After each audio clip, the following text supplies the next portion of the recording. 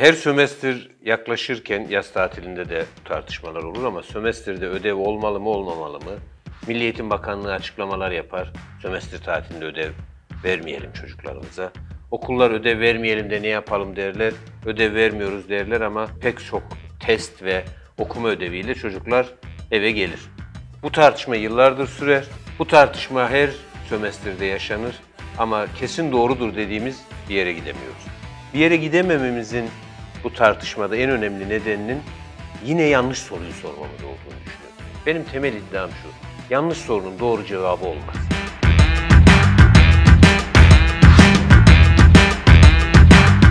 Sömestr tatilini çocuk nasıl geçirmeli? Daha doğru bir soru. Ev ödevi olmalı mı olmamalı mı dediğinizde, ev ödevi olmasın dediğiniz zaman çocuğun tamamen boş bırakılmış bir 15 ya da 20 gününden bahsediyoruz.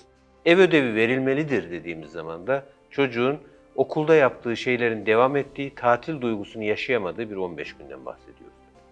Biz bunun ikisine de mahkum olan bir çözüm bulmak zorunda değiliz. Öncelikle tatiller, ara tatiller ve yaz tatillerinin temel özelliği çocukların akademik çalışmadan yorulmuş olmaları öngörüsüyle bir mola vermeleri.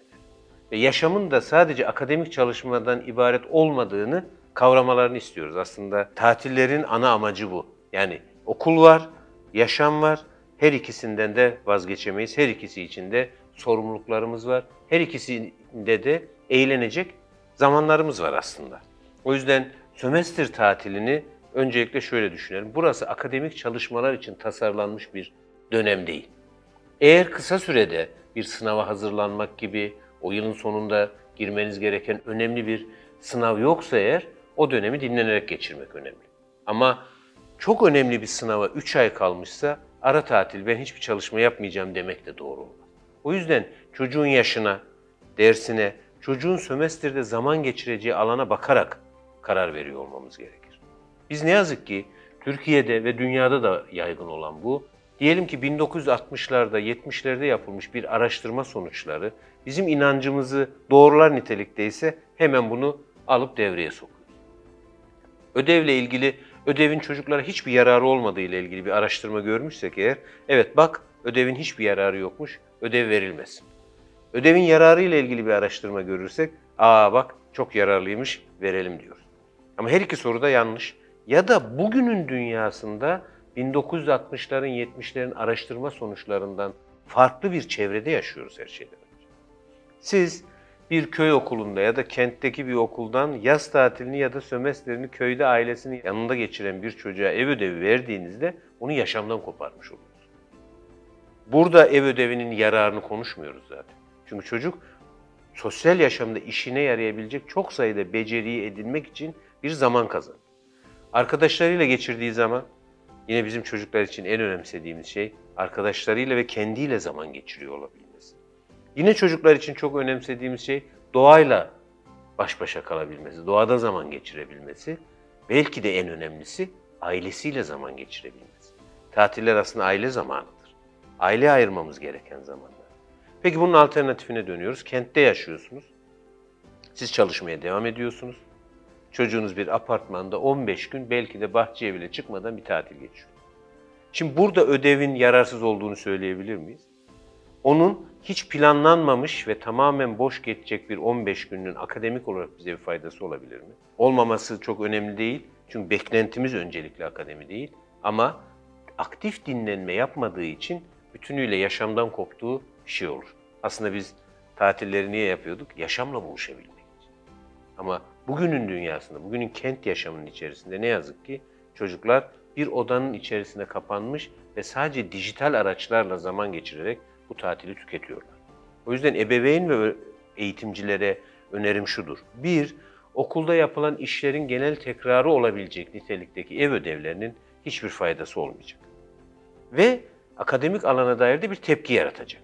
Yani tatilde bile bizi rahat bırakmıyorlar. Belirlenmiş ödevler, belirlenmiş akademik sorumluluklar yerine onların yaşamda olmalarını sağlayacak yönlendirmeler en doğru ödevlendirme biçimi olabilir. Örneğin o yıl üzerine çok konuştuğunuz bir konudaki bir filmi ailesiyle birlikte izlemesi, ailenin birlikte zaman geçirmek için zaman ayırmasını sağlayacak. Aileyi aslında çocukla birlikte zaman geçirmesi konusunda teşvik edeceğiz. Ödev aslında çocuğun değil.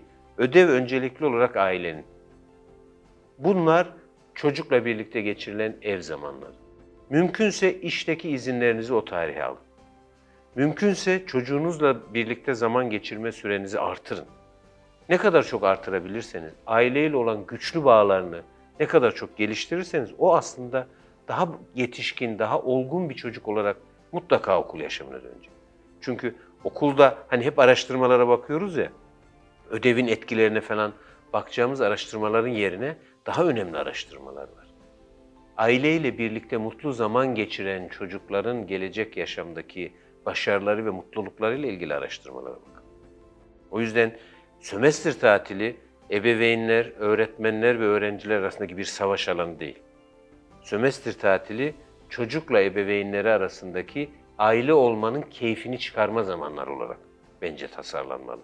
Okul da bu zamanları tasarlamak için aileye ve çocuğa rehberlik etme görevini yapmalı. O yüzden akademik ödevler değil, sömestr tatilinde velilere, çünkü her veli ne yapacağını bilmiyor olabilir.